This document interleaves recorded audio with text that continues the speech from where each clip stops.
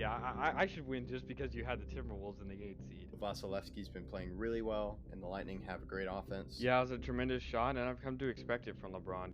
I would say I wish the best for the Red Sox, but as a Yankees fan, that's really hard for me to do.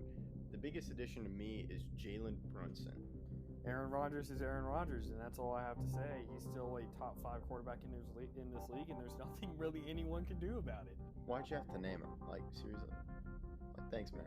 Who would have thought 5 years ago that the Clippers and Nets would be facing in the finals? How is Joe Burrow going to get the ball to them if his butt is already on the ground? Crazy. And for the fans at home, Hello, I'm Cy Mendenhall, and you're listening to Outsiders Opinions with Kevin and Austin. What's up, y'all? We are back. We apologize for the break.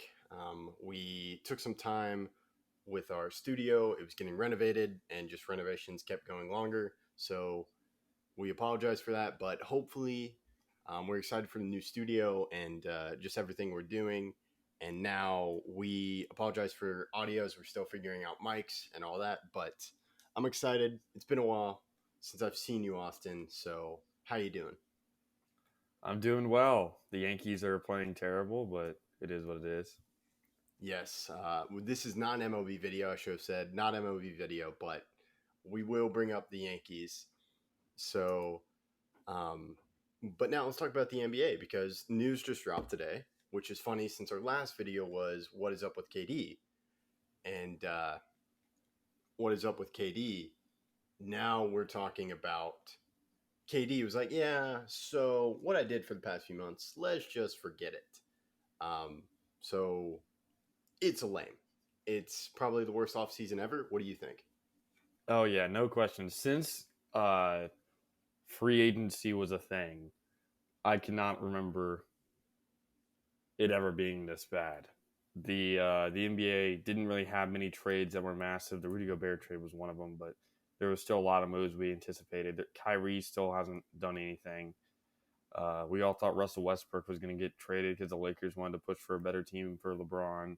I guess LeBron signed an extension, but that almost made it worse because now he has to stay on this terrible team for at least 3 more years. Yeah, and it's just weird. Like, he had to meet with Sean Marks and Steve Nash, which like a week or two ago, he was like, yeah, fire them and I'll come back. And the owner was like, no, I'm staying with them. So I guess he's staying. What do you got? I find it funny because it's like telling your parent or something to give you the cookie that's left instead of splitting it between everyone, and then the mom splitting it between everyone, and then the kid acting happy now. Like, KD just wanted it to go his way, and it didn't, but now it has to go his way because he changed his entire belief that, oh, now I can play with them. See, you are doing what I want. When it's just they're avoiding doing what KD wants to do. Yeah, and now I'm not sure how we feel about the team now, just because of like locker room issues. Like, there were locker room issues last year, and they got swept in the playoffs. So not sure how that's going to go, but just a weird situation. And now, like, I agree, NBA offseason, like what was free agency, where the biggest move was probably just Rudy Gobert and Royce O'Neal being traded for a first round pick. I know the Wizards made moves in the Nuggets, but that's pretty much it. Just a bunch of guys re-signed elsewhere. Is the biggest move Jalen Brunson to the New York Knicks? No, it has to be the Rudy. Or if you're talking just signing, Maybe, yeah, let's do signing, and then trade is probably Rudy Gobert. the trade. If we're talking moves in general, it's definitely Rudy Gobert. But signing, unless you consider a re-signing like LeBron returning for 2 years, I think that was pretty massive. The extension that they signed. But yeah, I do think that if we're just talking new player to new team, Brunson would be the biggest. Okay, yeah, I did forget Rudy Gobert. So that's probably the offseason headline, or what should be the NBA free agency headline. Rudy Gobert traded from the Utah Jazz to Minnesota Timberwolves. Would you agree about that being the headline? Probably. probably, especially after the Timberwolves made the playoffs last year and almost beat the Grizzlies, even though it didn't go 7. It could have gone 7. The Timberwolves kind of choked that last game, but yeah, that would be the headliner, even though I expected a much better offseason, and obviously so did you. Yeah, like, because first hour in, it's like KD is demanding a trade. Okay, they don't want to take too much time with it. 2 months later, hey, we're all good now. Don't worry about it. So, we've talked about that enough. We've done a couple videos on it. We talked about the Knicks and Donovan Mitchell. Those offers like cooled off. This is what I was telling you before. So this is from The Athletic, reported by Shams. Shams? I said it right, Shams? Or Shams? Something like that, yeah. Okay. I'm not that good at pronouncing stuff either. But the Knicks made a recent offer for Donovan Mitchell, and the Knicks turned this down, which the Jazz turned this down. Evan Fournier, Obi Toppin, additional salary, and 5 first-round picks, 2 unprotected picks. And they were like, no. Yeah, that's a little weird, especially since the Knicks are perennial losers. There's no guarantee that with Donovan Mitchell they're any better, or it's significantly better, I should say. Their backcourt would have 2 6-footers, like 6'0", and I think Brunson's under 6 foot. But they have no height. How are they going to be able to guard a guy like Luka or DeRozan, who both have the ball a significant portion of the time at the top of the key? I don't know how Brunson or Donovan Mitchell works defensively, and I think they would struggle. Now, do I think they'd make the playoffs in a weaker Eastern Conference? Yeah, probably. Because now that the Clippers are back and the trade with the Jazz made with the Timberwolves, I do think the West is probably the better conference this year.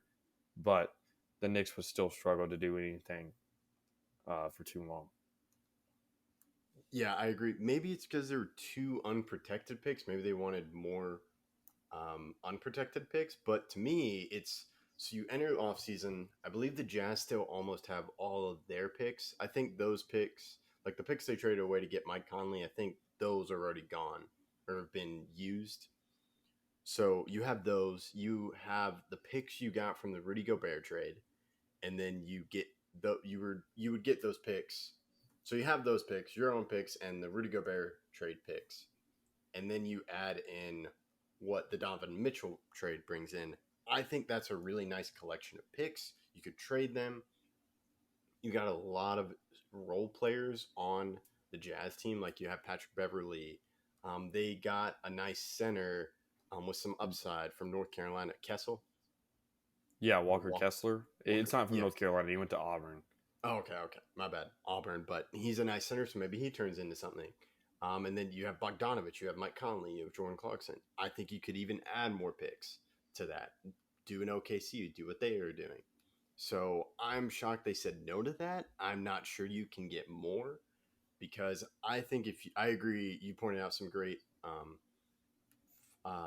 cracks in the armor if the Knicks were to get Jalen Brunson and Donovan Mitchell, because Donovan Mitchell has been a good defender. He wasn't a good defender last year, especially in the playoffs.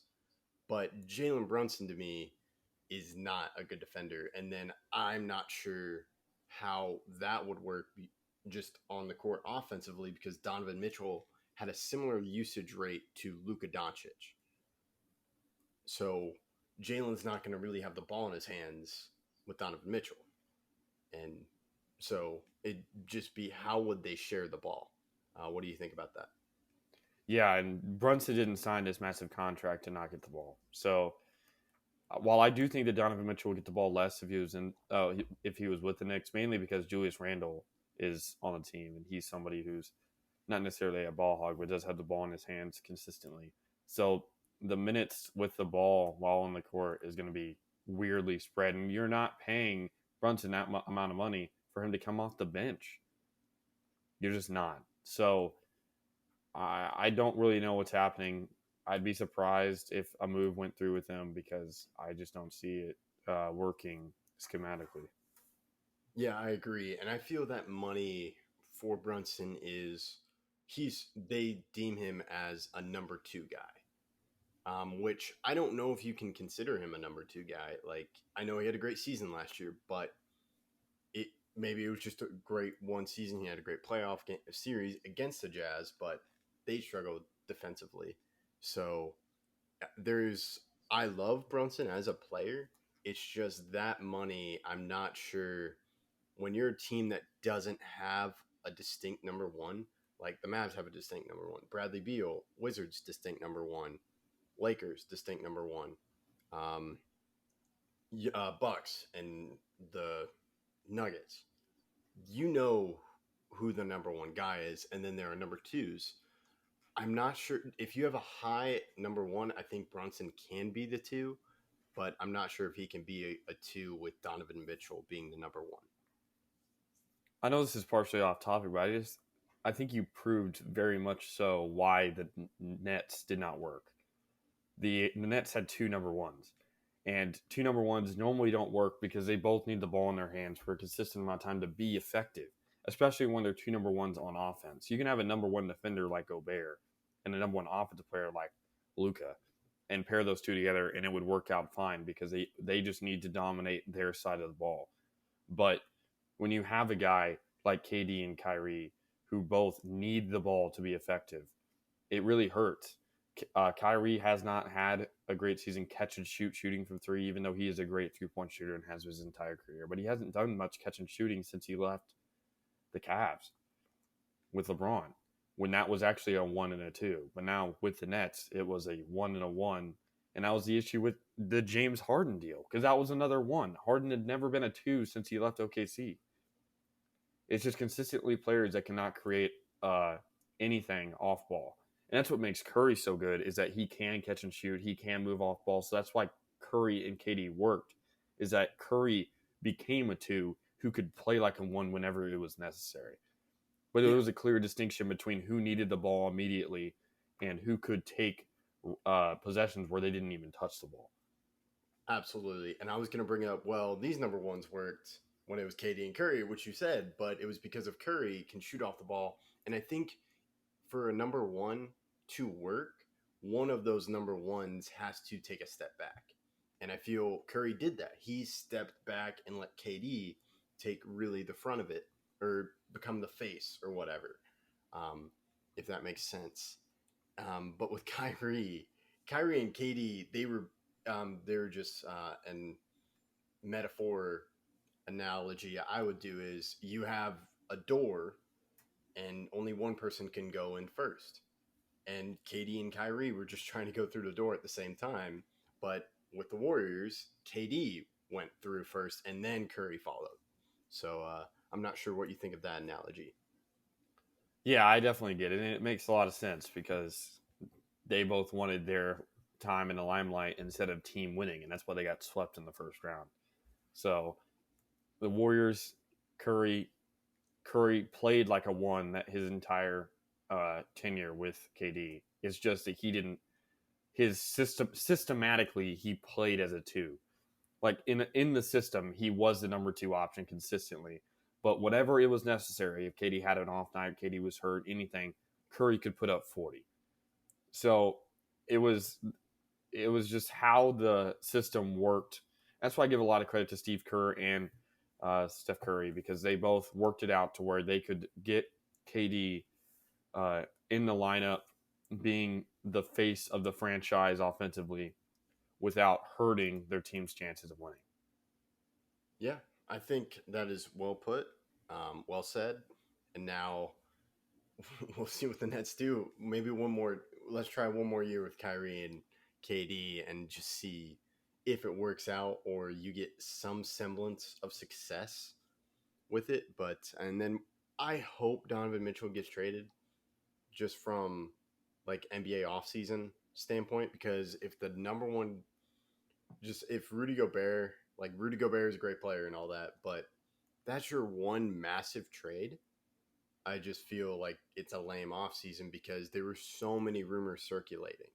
Like you mentioned them, Westbrook, and then out Mitchell. So I'm just hoping they trade him, and I'm kind of in bitterness. I want Brunson to play with Mitchell and regret his decision to join the Knicks, but I just hope it will be interesting. Even though if the Jazz are competitive, that's great for the league. You don't have a bunch of tanking teams, but personally, I would like the Jazz to trade Mitchell, and then we can talk more about the NBA offseason.